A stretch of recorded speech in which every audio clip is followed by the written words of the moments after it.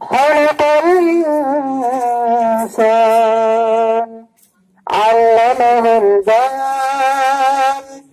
الشمس والقمر بحسبان والنجم والشجر يسجدان والسماء رفعها ووضع الميزان ألا تطغوا في الميزان وأقيموا الوزن بالقسط ولا تخسروا الميزان والأرض وضعها للأنام فيها فاكهة والنخل ذات الأكمام ويحب بالعصف والريحان فبأي آلاء ربكما تكذبان خلق الإنسان من صلصال كالفخار وخلق الجن من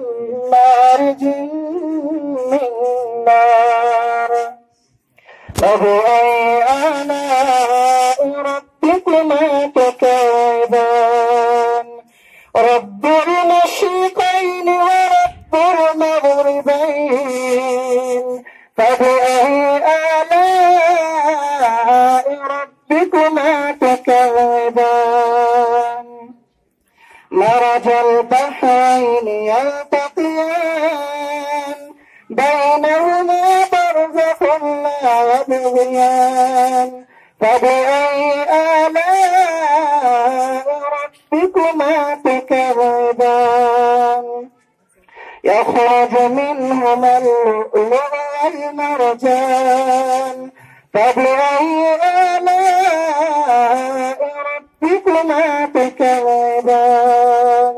وله الجوار المنشآت في البحر كالأعلام